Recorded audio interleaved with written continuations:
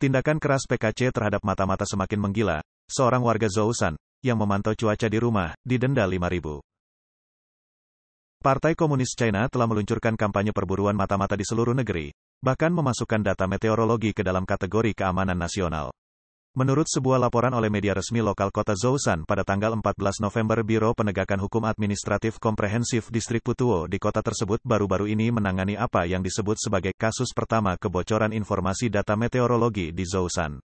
Individu yang terlibat, Tuan Zhang, memasang perangkat pengumpul data meteorologi selama pembangunan rumah pintarnya, yang memungkinkan penghuninya untuk memeriksa informasi cuaca waktu nyata di rumah melalui aplikasi seluler saat mereka sedang bepergian.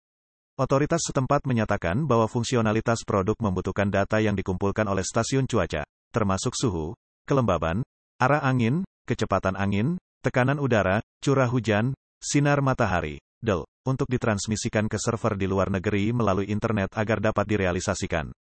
Media sosial resmi menyatakan bahwa pengiriman data meteorologi secara langsung ke luar negeri secara serius mengancam keamanan informasi data dan keamanan nasional negara kita. Namun, mengingat sikap baik Zhang yang mengakui kesalahannya dan kejadian tersebut yang relatif kecil, mereka hanya mengeluarkan peringatan dan denda sebesar 5.000 yuan China. Netizen berkomentar, bahkan data meteorologi pun membahayakan keamanan nasional. Konyol, intinya menjadi semakin tidak masuk akal. Polusi udara China adalah rahasia negara.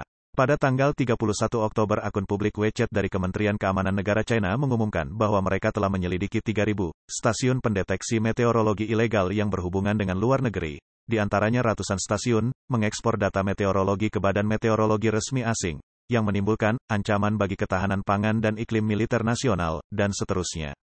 Para analis berpendapat bahwa pengumuman ini hanyalah bagian dari kampanye perburuan mata-mata untuk manipulasi politik.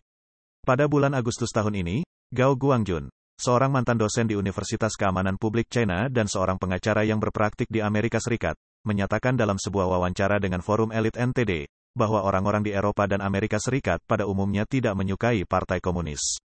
Di dalam negeri China seperti gunung berapi, berbagai kekuatan potensial yang menentang Partai Komunis ada di dalamnya, dan alasan mendasar penangkapan mata-mata yang dilakukan PKC secara meluas adalah ketidakamanan Xi Jinping terhadap dirinya sendiri dan rezim Partai Komunis. Karena dia merasa tidak aman, dia menangkap mata-mata di mana-mana, sehingga memungkinkan para agen keamanan nasional dan personil keamanan publik ini naik ke posisi tertinggi.